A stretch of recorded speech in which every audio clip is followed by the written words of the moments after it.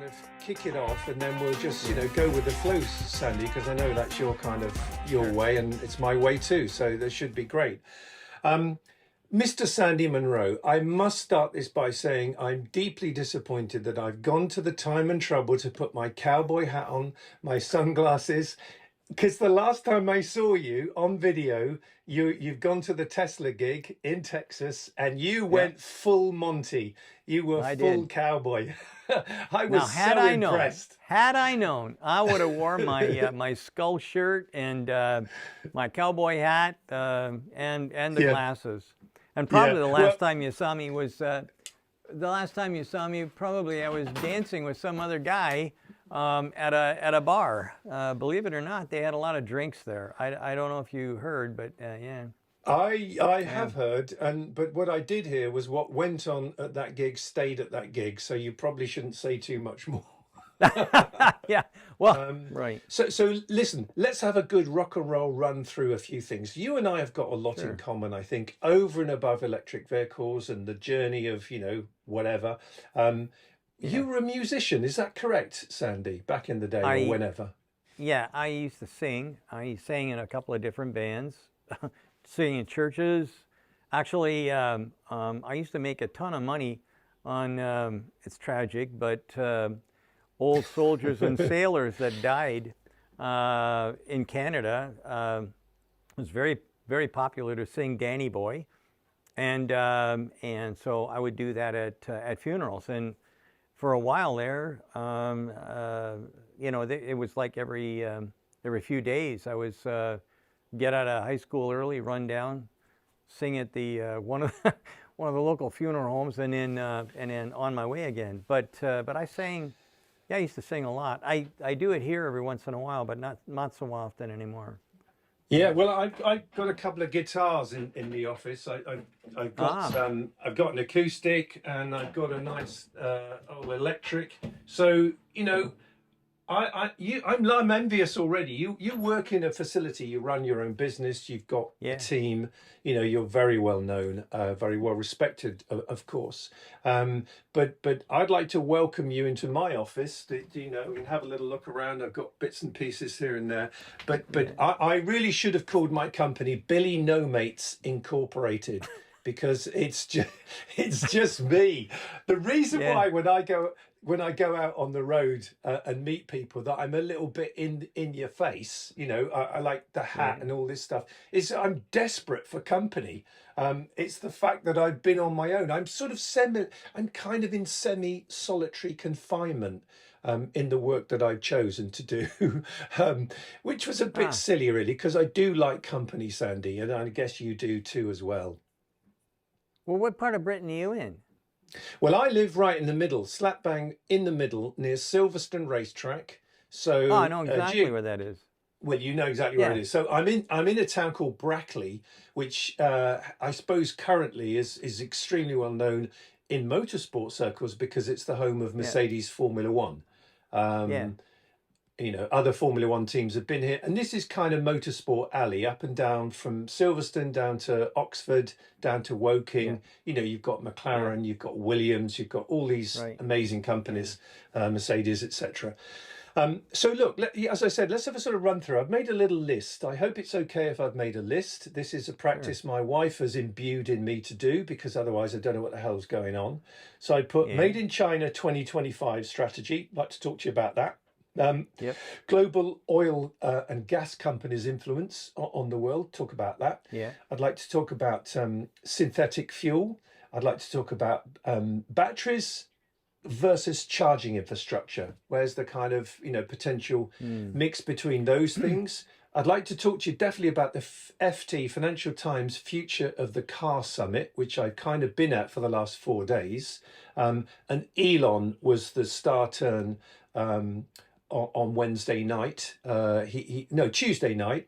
I met JB briefly, and that was honestly, I was starstruck. I won't deny it. I have over the years met lots of people. I don't normally get kind of overly awed by people, but I saw JB in the reception of the facility, the building where the gig was, And I'm like, oh God, I've got to talk to him. But I had to kind of pluck up courage. Normally, I'm not shy in any regard. I'd like to talk to you about Nobi or NOB cars. I know you know those guys. EVS 35 and anything else you want to talk about. So that's quite a list. Well, didn't you also want to talk about Gibbs?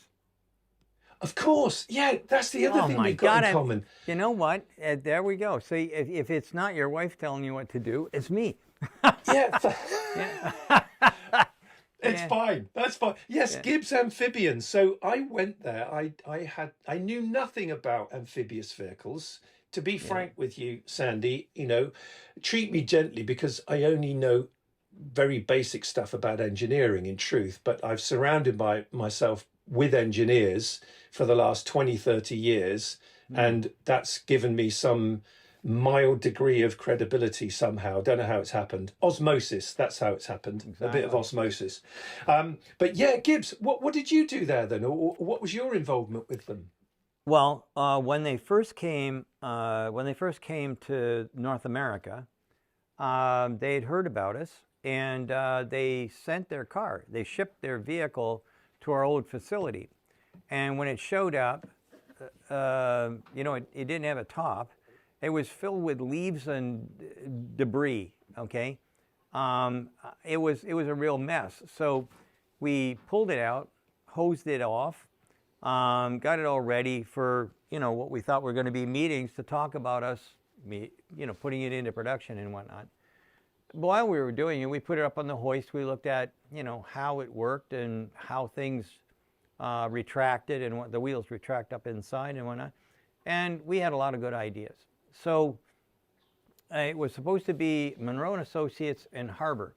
Now, Harbor is they used to be the leading source of manufacturing information and consulting in North America. They were bought by another company, a German company. And anyway, Ron Harbor, the owner, and I looked over the vehicle, and then we talked to all the people at Gibbs, and it sounded all very well and good. And so, we were getting started. We had given them a quote and things like that. And then they came back and said, could you patch the car up? We're going to give it to Magna to build. And it was like, what? After 3 months? So anyway, we gave it back to him. And that was the end of that. So we never heard of anything, and we never heard anything back. We had given him a plan. We would have got that vehicle, because it's unique and whatnot, it would have had to have a few minor changes. And we figured we could get it being sold within 18 months. One of the reasons that people come to us is because they need a product that has to be up and running and going in really short period of time. And FMVSS, I guess, and all of that stuff. Everything, yeah. We do a very good job at making things go very, very quickly. And because we've seen literally thousands of cars that we've taken to pieces and whatnot, we know pretty much anything and everything that's going to be able to help out a customer to get their product to market quickly. And that's why we thought they came to us. But in essence, it disappeared. And quite frankly, I'm not even 100% sure whether it's even in the U.S. anymore. I know that... Well, yeah, it is. I mean, I only went there as a consultant myself for 6 months in the UK to a facility they had in Nuneaton. And it was astonishing. A guy called Neil Jenkins, who's quite a name in the car world. Right. And then Alan Gibbs, who's obviously name of the company. For anyone who doesn't know, this is high-speed amphibious technology. Right. So it's stuff that they put into what they call the Gibbs Aquada that looked like a Lotus. I mean, ironically, Tesla picking on Lotus. It looked like a Lotus Elise, but you could drive it as easily on the water as you could on the road.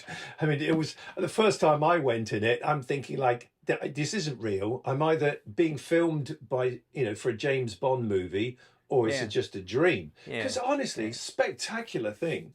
Okay, well, look, that was a brief adventure for you, and likewise for me. And one of the things, so I mentioned osmosis. I worked at Ricardo for 4 years. Oh Now, yeah. I'll be truthful with you. If I hadn't worked there, Sandy, I would have known next to nothing. I mean, not that I know much now, but that did give me a bit of a sheep dip into getting a grasp of some of the basics. But before that, I'd actually worked at a startup. I wonder if you knew about these guys. Modec, a company called Modec that made an electric delivery van in 2007, 5.5 ton gross vehicle weight. It started with a Zebra battery, and then it had LFP battery. So sodium nickel chloride to begin with, Yeah. and then LFP.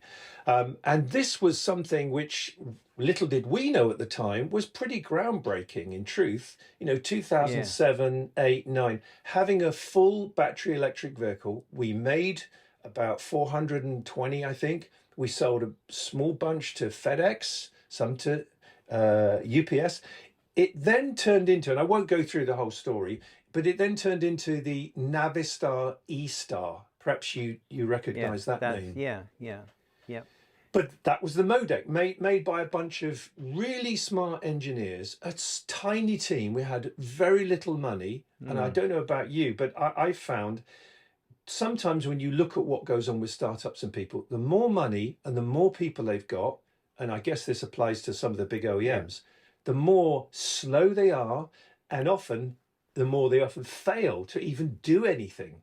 Whereas if you're nimble, if the boss has got the name above the door, like in your operation, you get shit done. Am I right? In a hurry. Yeah, in a hurry. Yeah. And it'll be better than normal. So we have a rule here about how many people we're going to hire based on how many jobs we've got going on, and we don't lay off. We don't lay off. It's very difficult to get fired here at Munro. Once you're in for a long time.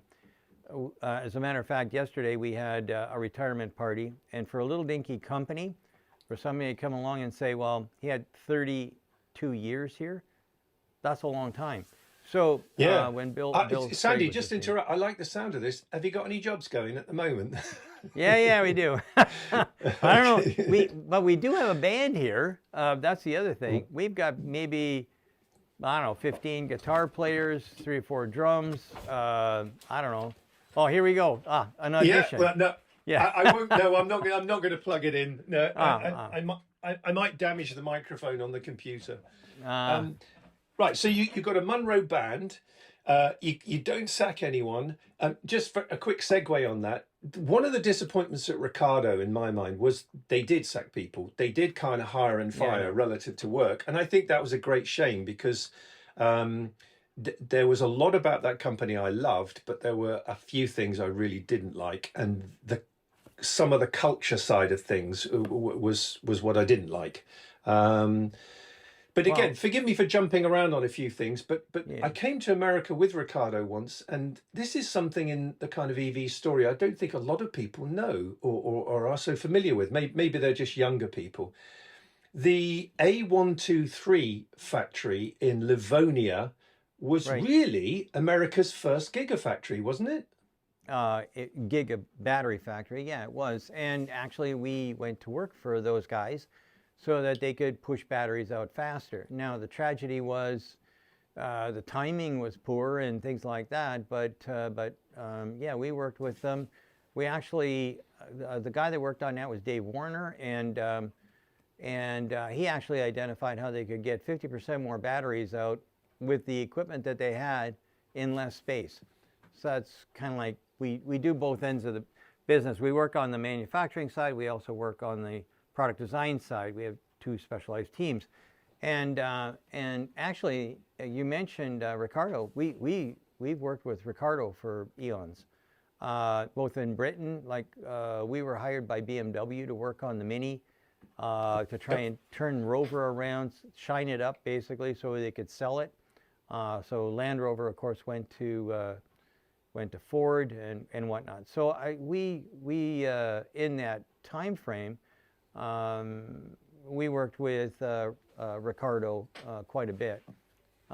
Engine work mostly, but engine is basically what they focus their attentions on, and we've had lots of successes with them.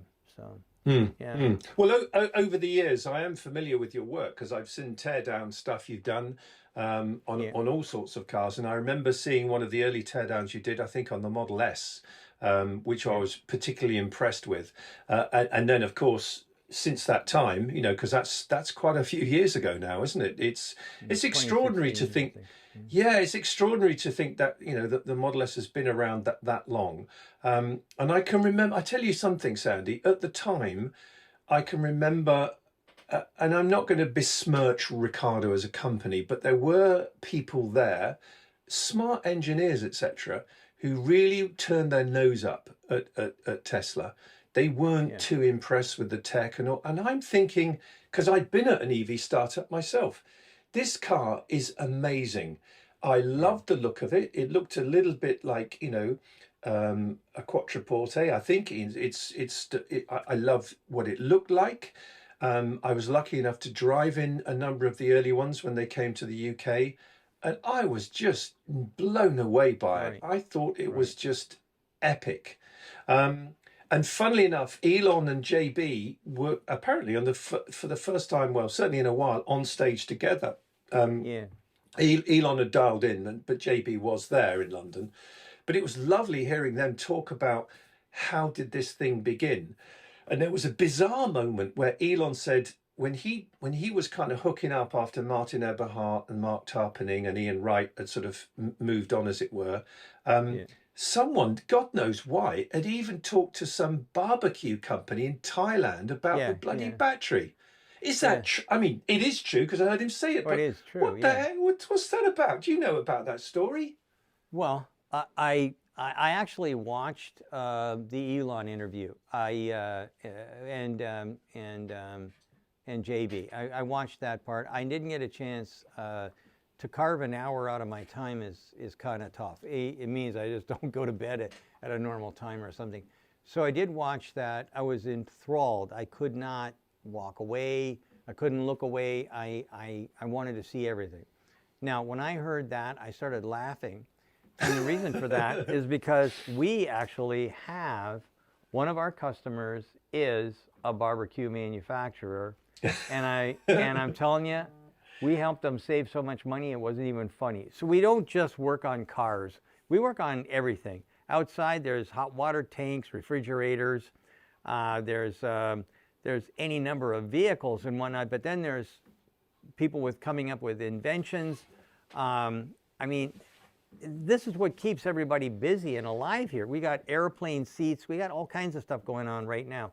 But if you want to keep people on their toes, if you want to keep them, period, with engineers, and Elon said this last night, or whenever I watched it, he said, we've got people that'll only work here if they can work on cars and rocket ships.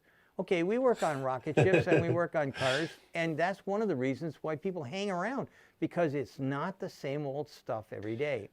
And we do the same thing as Elon Musk does. If you want to work, you know, from home, well, that's fine. Work for somebody else. You're not going to get a job here. Oh, if you want to, you know, have that strict 8 to 5 kind of day, or 8 to 4:30 or whatever it is, well, that's good, but not here. If you are deadly interested in getting the job done, if you really love to be an engineer, well, this is the spot. But not. We are not a country club, that's for sure. We don't hire easy, and we almost never fire. You have to do something really bad in order to... Well, do you know, all of what you've just described is music to my ears, because certainly in my life, I think since I left Audi in 2000 and went to work for a startup, but Sandy, I didn't really know what a startup was. I soon bloody found out, I can assure you. So I went to work for Virgin Cars and went to work for Richard Branson. And suddenly, from having what you just described, you know, these are the hours, you go to work, you come home, etc. Suddenly it was, there is so much to do and you've got to do it. And, you know, all hands on deck. And I remember, God, working certainly for the first 6 months, literally 7 days a week, because the work just had to get done. But the thing was, nobody questioned it. And then the other bit was, because it was exciting and you wanted to make it a success, the adrenaline kicked in.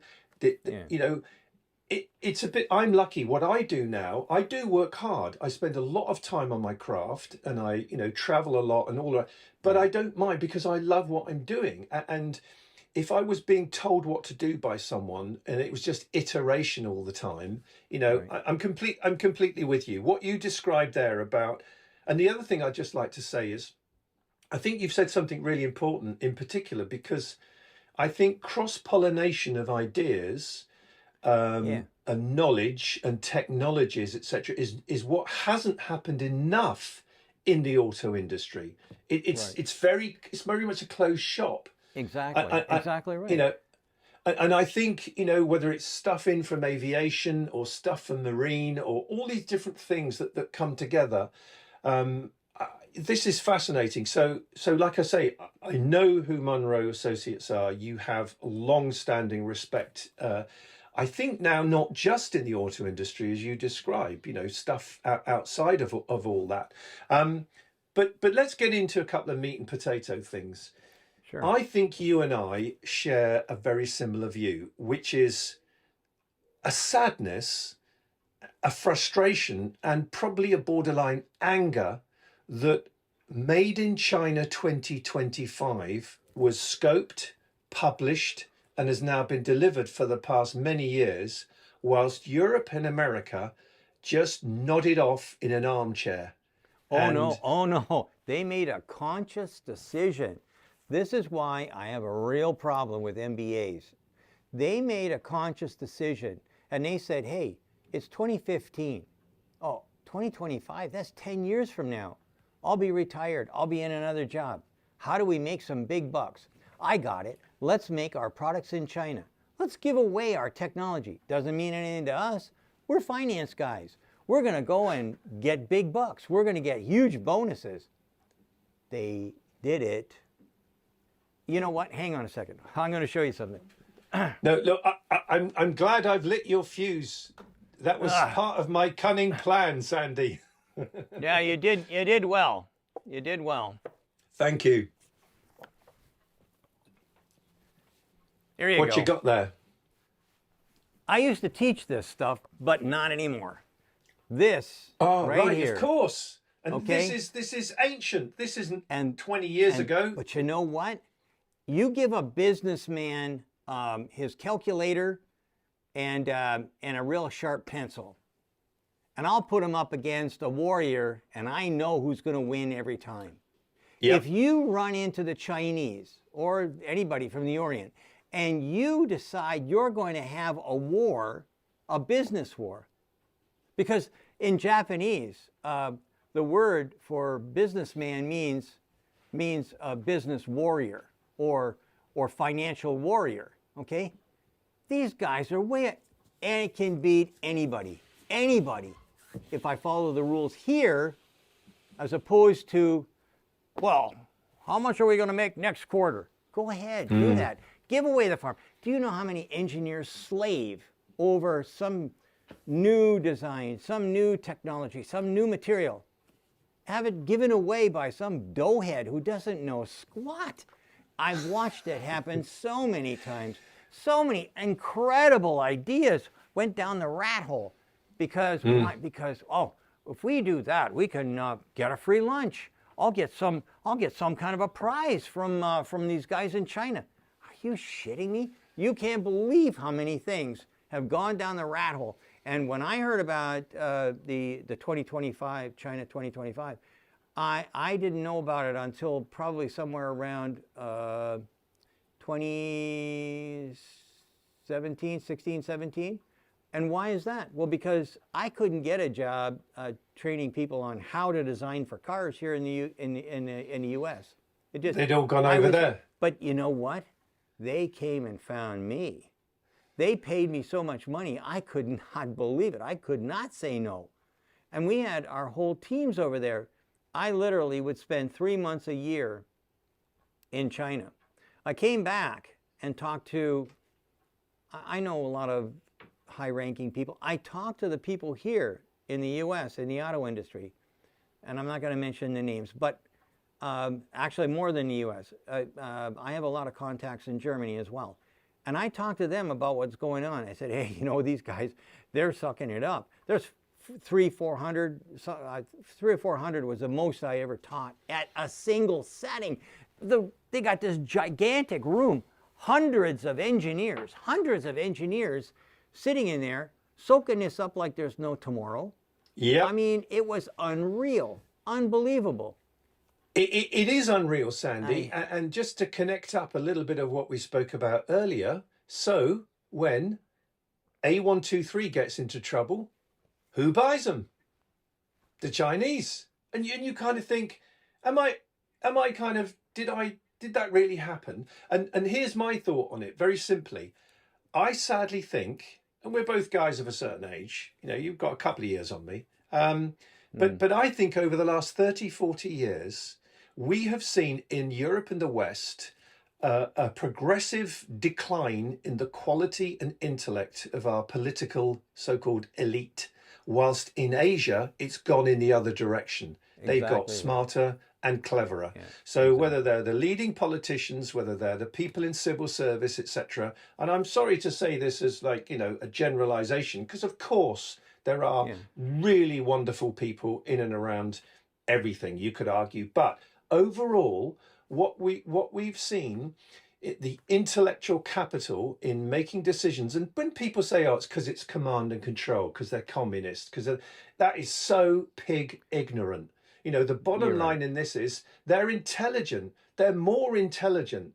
And the tragedy, certainly for America, is that the land of opportunity, the land of the free, the land of the entrepreneur has been wrapped and stifled and wrapped up in, you know, red tape and all sorts of other bullshit, quite frankly. And it's then more than it's degraded. Cherry on the cake. But the cherry on the cake, Sandy, is the guy who comes along who's like a reincarnation of Thomas Edison or Henry Ford or whichever one else you want to pick. He then gets almost denigrated by the establishment as being some kind of jumped up twerp, rather than being the actual visionary that he is. We know exactly who we're talking about. You sat next to him and had a chat. Can you tell me a little bit about that? How did that come about? Elon came to see you, and I watched that enwrapped. Yeah. Okay, so he didn't come to see me. Okay. His secretary phoned us up, and we were in Eugene, Oregon. Okay, here, whatever. A long ways from, I got to get back into the center of this thing. I keep getting run around. But way out in Washington State. And as close to the Canadian border as you can get and still be, you know, and still be in the U.S. Not Wenatchee, Washington, was it, by any chance? No, Eugene, Oregon. It was a little further Oregon, south. sorry. So anyway, we're up there, and we're going to do cold weather testing in our Model 3 or Model Y. So we're going to cut across the northern states, right? And this lady phones up and she says, "Oh, would you like to interview with Elon Musk?" Would I? Are you kidding me? Where is he? Oh, he's in Brownsville, Texas. So we're going from way up here to as far south as you can get and still being in the United States, continental U.S. It's a long drive. We did it in a day and a half. I bet in a day and a half. Oh, yeah, we did. I'm telling you what, Corey and I were driving like there was no tomorrow. So we went down there, and we drove in, and we checked into a hotel. We got a couple, 3 hours of sleep. Didn't bother. No shaving, no washing, no nothing. I just jump in a car, and then we drive to SpaceX, because that's where SpaceX is. Drive in, and we're about 10 minutes early for our appointment. And so we're sitting there, and then the phone rings, and a lady comes on, the lady who is his secretary, and she says, "Hey, Elon's a little busy. Would you like to go through SpaceX?" Are you kidding me? Yeah, that would be good. We'll take that. So we get in the gate. Okay, we go into the gate, and there's a guard there. He said, "Are you Sandy and Corey?" "Yeah." "Oh, come on in." That's it? Oh, wow. So then we go around, and I worked on plenty of rocket ships. I worked on them for Boeing. I worked on them for McDonnell Douglas. I worked on them for L'Oreal. I worked on them for Lockheed Martin. I've been on lots of projects like that. I walk around every idea we ever came up with and asked them to implement that was rejected was on one of their ships. Their ships are you can put them together so fast it ain't even funny. And they're 100% stronger.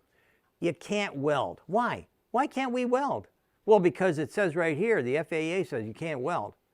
It's a one-shot deal. What are you kidding? Are you kidding me?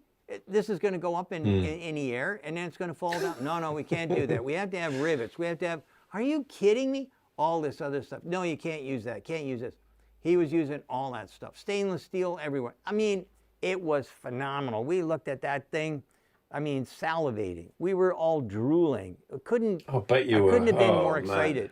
Oh man, it was like the best. Then it comes up and she says, okay, Elon will see you now.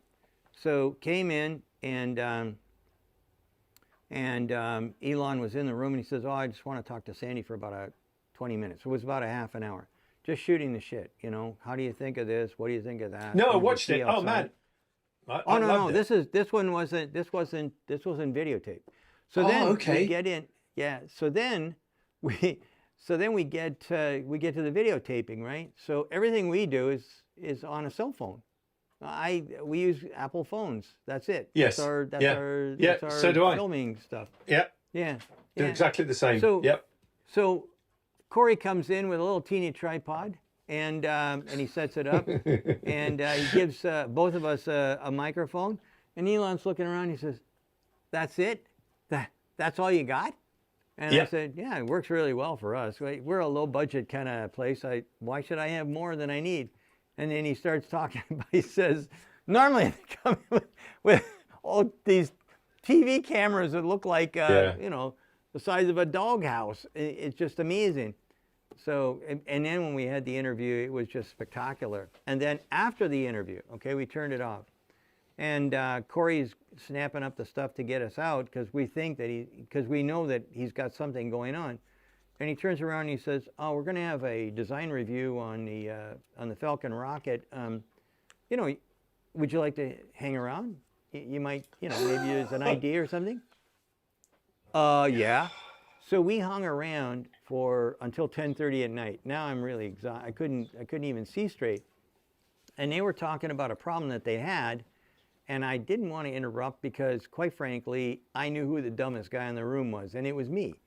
But I did have one idea that could help them out. It's a manufacturing technique that we've used in the past. So I went up and I said, "Corey and I got to scoot, but have you ever thought of using hydroforming was the term, and blah, blah, blah." I talked about it a little bit. And Elon says, "Oh, yeah. Why don't..."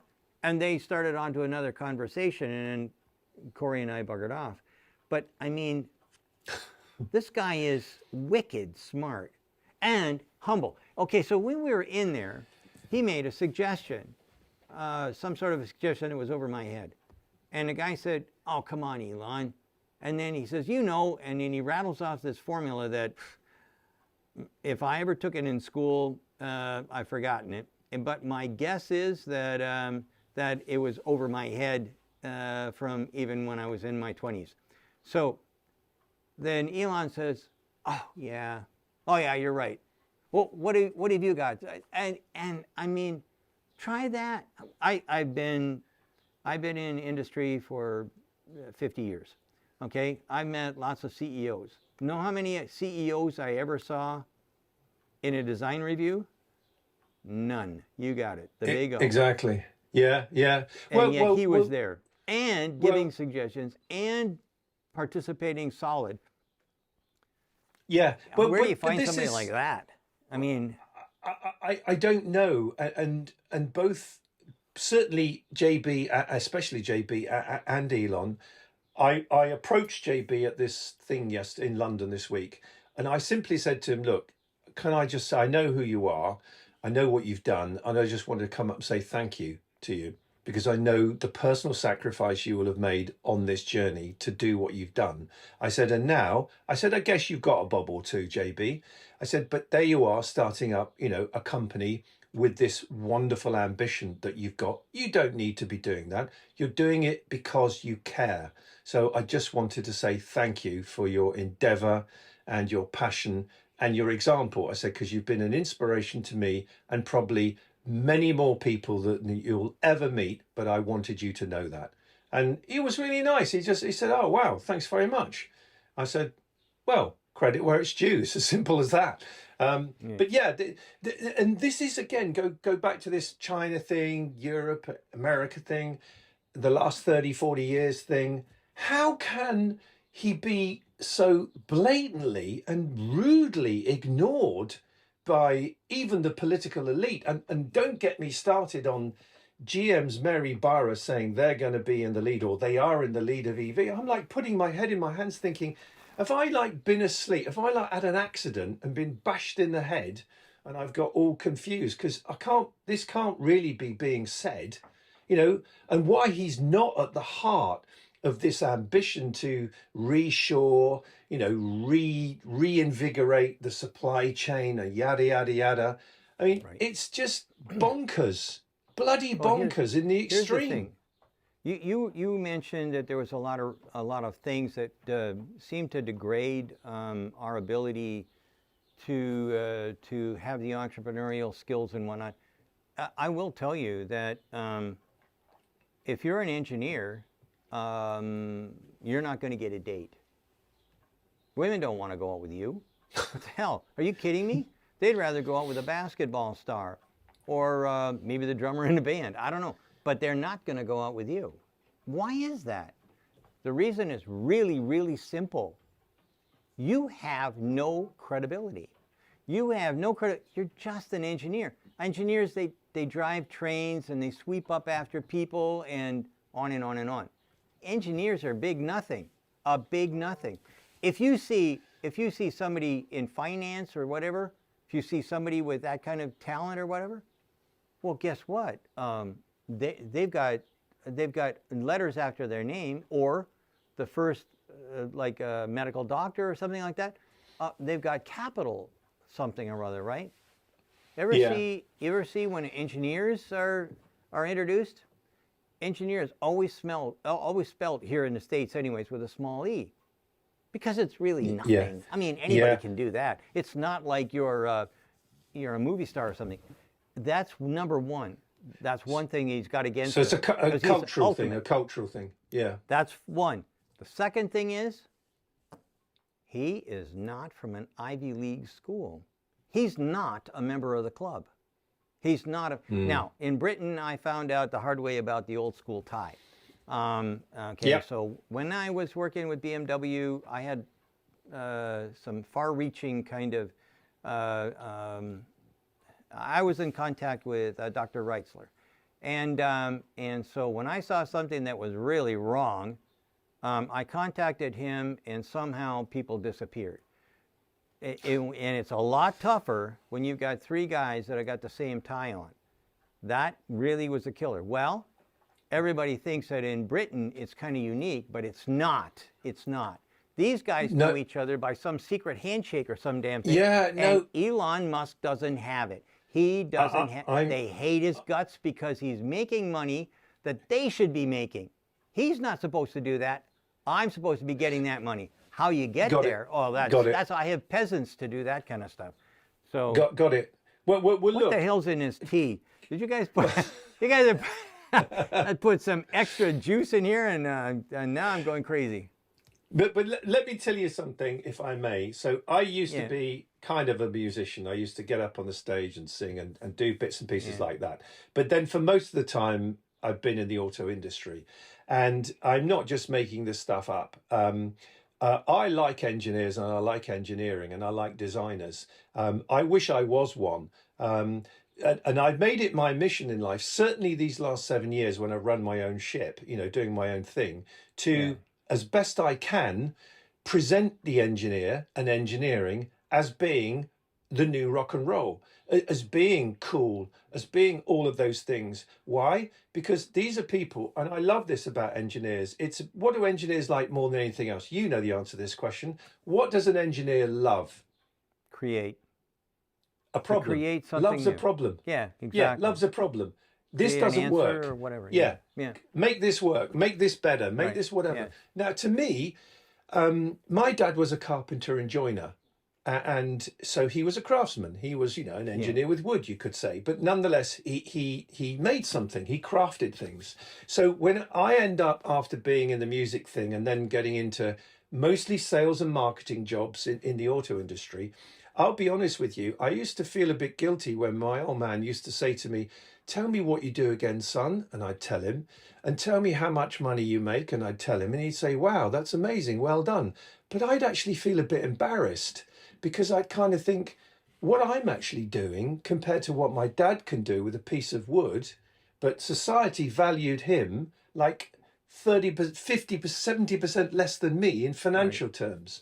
And so I suppose over time, and certainly like I say, the stuff I do on LinkedIn, the storytelling, the way I try and present things is my way of trying to elevate the status of engineers and engineering, because if anyone's going to sort this shit out we've got in terms of climate change and all of these challenges, it ain't going to be rock stars, it's not going to be basketball players, and it certainly won't be politicians. It will be engineers. So, you know, I suppose to not, well, this is going to sound over the top, but, you know, if anyone's going to save my life, our lives, you know, humanity and life on Earth, it's engineers. So it doesn't seem a bad idea to elevate their status to me. You know, here's the thing. So I went to China for quite a bit, and you know, I was presented as an engineer. An engineer in China is a big deal. It's a really big deal. You're revered.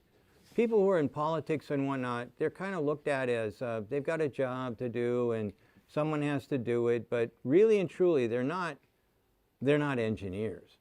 Doctors and engineers, like doctors as in medical doctors and engineers, they get paid about the same amount. It's a whole different ball game because their culture is focused on progress, the future. How are we going to get to the 2025 that they're talking about? Is that going to come as a result of playing ping pong, or one of the other things that the Chinese do so marvelously well on TV? No, no, it ain't. No, it's not going to work that way at all. And by the way, there was one thing that stuck out to me in that FT or the Financial Times presentation when I was looking at Elon Musk, and that was how many times the moderator stumbled. This is a guy that's supposed to be in charge of electric cars, and he said, "Oh, LFP batteries can't be recycled." Recycled, yeah. Are you kidding me? Who is this guy? He's Yeah. an analyst. Someone told him that, and he believed it. Okay, and Yeah. there was like a half a dozen of these things, and Elon Musk said, "No, that's not true. No, I'm sorry, that's not correct at all. No, I think you've got something wrong there." Very polite. I would have probably either rolled my eyes or said, "You know what? Time's up. I'm out of here." I mean, Well, that's great observation. But again, that politeness and courtesy, again, you don't see that in the majority of business leaders at that level. There are a few. I mean, I'm not going to shout them out because I don't want to sound like I'm sucking up to them. But there are one or two that I encounter from time to time who do listen, who clearly have the respect of their teams, but they're few and far between. Most of them, let me be really blunt with you, because I know of them and know some of them, they're bullies. And all they do, they've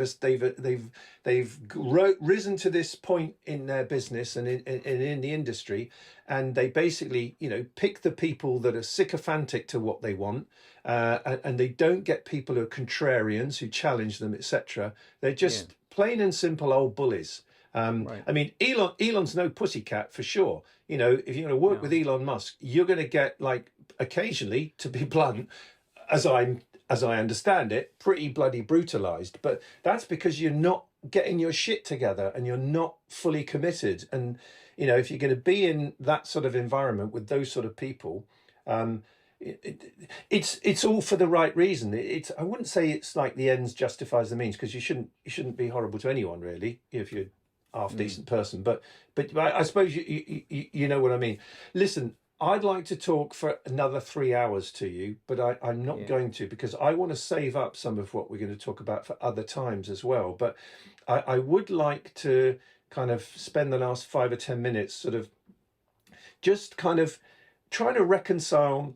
Both of us can be critical about things, people, all sorts of things, you know, as observers.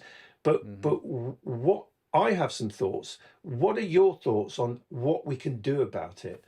What should the auto industry now be doing, in your opinion, Sandy? And what should the country, and if you like, make it really big, the world be doing right now to get ourselves out of the crap? You're an engineer. How do we solve it? Okay, so that's a lot of points. So let me start at the bottom of the heap. So if we're looking at what could the auto industries do to get us moving faster and get us moving, like you say, out of the ditch, the number one thing would be collaboration that we can't do right now or don't want to do. As far as I'm concerned, I've tried everybody's autopilot, whatever you want to call it, self-driving. There's only one that I would recommend, and that's what Tesla has. Tesla, we should beg Elon Musk to allow everybody to use that and then progress it up, give them source code, whatever they need to progress it up, because quite frankly, we can save tens of thousands of lives if we can do that one little thing. Secondly, I don't know how much you've driven your, I assume you have an electric car? Yeah, I got Jaguar I-Pace. Okay, so you have a Jaguar I-Pace. How easy was it to connect up to find, well, in Britain it's a little bit closer together, but oh, I know what you're gonna say. Up to get the juice you need. I mean, really, around here, there's a whole bunch of stations. Some work, some don't. Electrify America did not work on the VW i4 that we, or the, ID4. I couldn't get the damn thing to work. I had the app. I had this. I had that. Couldn't work. Tesla's works so much easier, and it's a smaller package. Why don't we just get what he's got, and it works well? I mean, so that's basically it. Those are things that could be done to share. You move up a little bit to, you know, people that could get along. Of all the CEOs that I've met, and I've met pretty much everybody's, there's only two that I think could possibly work, and one of them I haven't met.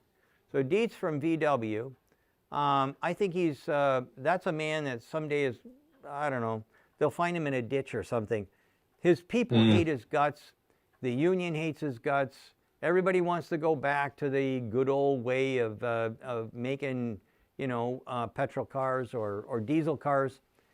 But that's one guy. Any other guy that I think is, and I have met him a couple of times, and I've seen him in action with common folk, and that would be Jim Farley from Ford.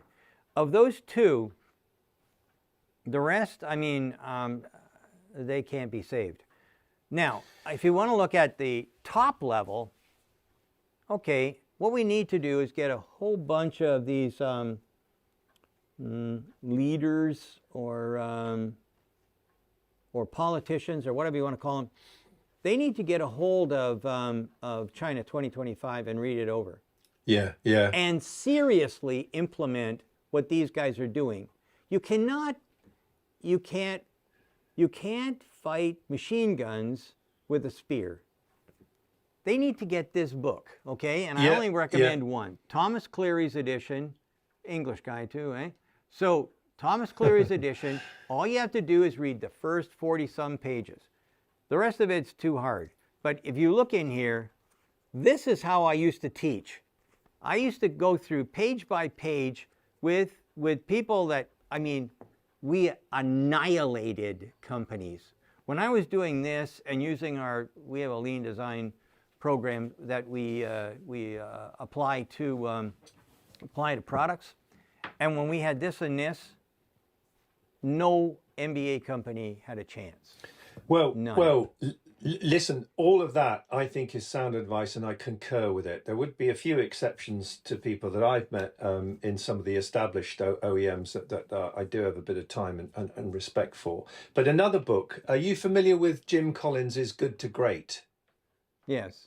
Yeah. So that book I like because to me the core takeaway from that book was, be brave, anticipate change. Don't listen to people. Some of the examples of those companies that progressed, even against the odds. I'm not saying it's an absolute Bible, but what I'm saying is the core principle in it, which is about be bold, anticipate the future. And don't spend all your time listening to so-called experts that've got no skin in the game. Having skin in the game is key. But back to kind of your answers to my question. I do fear for where we are now, because you go into supply chain, take the supply chain mess we've got now with battery supply. So here's the scenario. Just at the point we make legislation and public opinion move in the direction of accepting and buying electric vehicles, great, good news. Who can supply the electric vehicles? The Chinese. Why? They're the only ones that can make the batteries. CATL makes a third, as you know, of the battery cells on the planet, and it's only getting stronger and bigger. And here's another thing, just as a sort of concluding thought. I have in my mind something that's about to happen, probably even in the next 12 months. For all of the companies that are progressing solid state batteries, I won't go through the list, there's a few significant ones in America and a couple in Europe. I think already, whether it's CATL or maybe then over into other countries, Samsung or Panasonic, etc. No, BYD is the one you want to watch. BYD. Well, okay, BYD even more. Then you're right, because Chairman Wang is very clever. I think he's a chemist as well, isn't he? I think he's got exactly the right background. I think they will have all of this waiting in the wings ready anyway. So, and they'll probably just preempt anything that we're going to cook up and come out with. And I was listening to some battery experts and battery commentators on the FT thing. Today was all about that, actually. And I thought that was fascinating.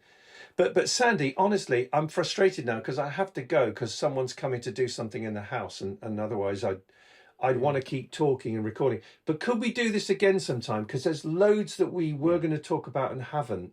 I really like you because there's two things about you I particularly like. One, just because you've been around a lot, you've seen a bunch of stuff, and there are too many people who think they know what they're talking about after 5 years of nothing. So you have the maturity and the experience. The other thing is you call it out. You say it for what it is. You're the boss of your company, so you kind of can. I'm the boss of my company. If anyone's going to get fired, I'll have to fire myself. And I'll be honest with you, I found this the most liberating period of my life because I'm not fearful of saying something that will get me sacked. See, here's the thing.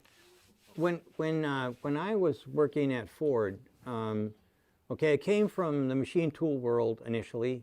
When I was 30, I joined Ford, and when I came to Ford, one of the guys that I worked for, he said, "How is it that you can come in here and make these suggestions and butt in when everybody else is terrified?" And I said, and I meant it, and I still mean it. I come to work every day prepared to be fired. If you don't have that attitude, you're useless. And I try and project that to the people at my company. I use that term, come to work every day prepared to be fired. Not because you're doing a lousy job, but because you're telling the truth. Because you're an entrepreneur. And that's the first rule of being an entrepreneur. Come to work every day prepared to fail, because failure is that is the pathway to success. If you don't fail a few times, if you haven't tried things, if you haven't stretched out enough, what's that adage about come to the edge, and then the bird hops over, and then the mother bird gives it a kick over the edge, and that's how you learn how to fly. You got to fly, yeah.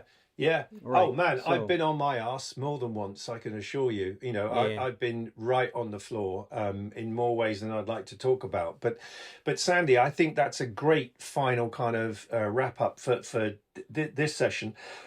As I say, I think we've got, we're on a similar wavelength, but, there's no point being an echo chamber, no point me just agreeing with you or you with me. I mean, again, to your point about, getting things done, a bit of conflict, a bit of rubbing together, a little bit of, challenge, well, a lot of challenge is how anything good happens. Everyone's sitting around agreeing with each other. I hear too many of these panels online where everyone says, that's a good question, or, oh, I agree with everything you just said. I'm thinking, oh, God.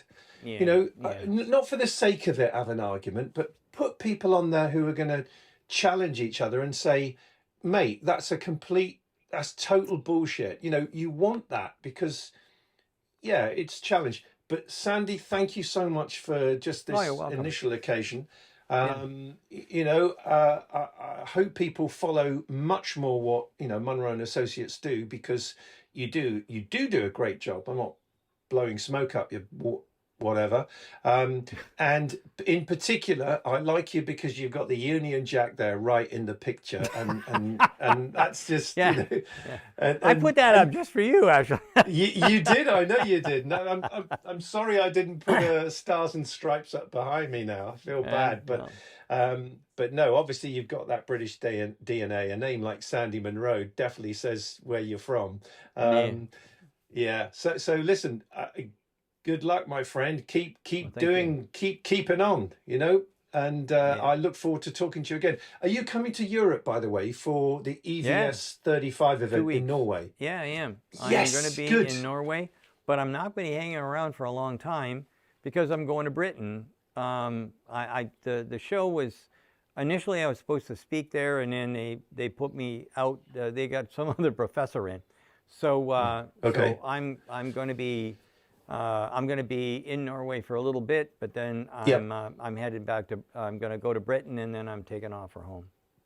I'm going to see you in either Oslo then or London for sure, without a doubt. I'd love to meet up and shake your hand and thank you for all that you've done. So that would be cool.